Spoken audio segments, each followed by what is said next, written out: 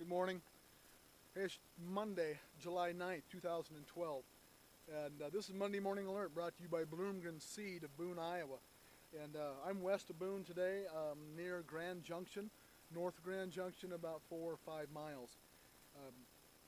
My name's Todd Clausen. I'm technical agronomist with DeKalb and Asgrow. And beautiful morning.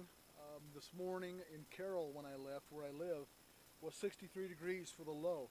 What a reprieve and what a relief over the immense heat that we've had the previous 9 or 10 days. Not necessarily yesterday, Sunday, but the previous 9 or 10 days before that were awful high.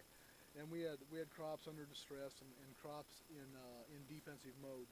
But the question of the last 3 and 4 and 5 days has been, with the crop under these conditions, is it prudent and will it return investment to apply a fungicide application? My thought is the foundation that we have out here, the farm that sits behind me here, or all around me I guess it would be, is a 102-day product, and I'm pulling some average ears, trying to be as average as I can, and they're averaging 16 rows around, and they're 40 long to about here. 40 long to about here. So it takes 16 rows around by 40 kernels long, and 34 and 35,000 plants per acre, and that's somewhere in 250 to 260 bushels of grain potential. So the foundation is still extremely strong. Remember that this happened quite a while ago, 5 and 5.5 weeks ago, when the foundation of this ear shoot was built. Now it has to finish. I can already see a couple of misses from difficulty fertilizing and from where I've missed a few silk. But overall, I still have a really strong foundation, and it's a foundation that I personally want to protect. And so take into consideration what these fungicide products are going to do.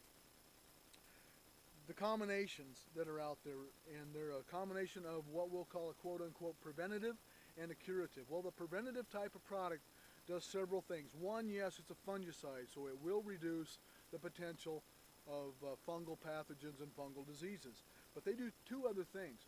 One, it lowers the respiration rate. Respiration is the dark reaction that happens at night. I know you don't want a chemistry lesson, but this is important. All day long it accumulates sugar by exchanging gas with the atmosphere, bringing in carbon dioxide, and then the sunlight fixes that to a simple carbon sugar. And at night then, during the respiration or dark reaction, it uses that sugar as its energy source to grow.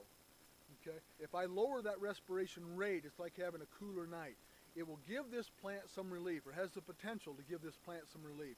As an example, I'd love to have a 1/4 inch of rain on this today, a 1/2 inch of rain. Not a lot of rain, but think about the relief and reprieve from stress that this plant would have in the extremely critical time. And I'm calling this R1, so I'm an early blister stage, but it's very critical because it's building the embryo, or it's building the base of that kernel, and so it's going to have an impact on the total size of that kernel until it finishes or reaches full maturity. So right now it's critical. I want to protect that. And if I can take some reprieve, or if I can give this plant some relief, that's what I want to do. So in my personal opinion, over 8 years of experience of applying these, based on what I know today, I still want to make those applications and give myself the best opportunity to get this plant to yield as possible. This is Monday Morning Alert, brought to you by Bloomgren Seed. I'm Todd Clausen with DeKalb and Asgrow, your technical agronomist. Thank you.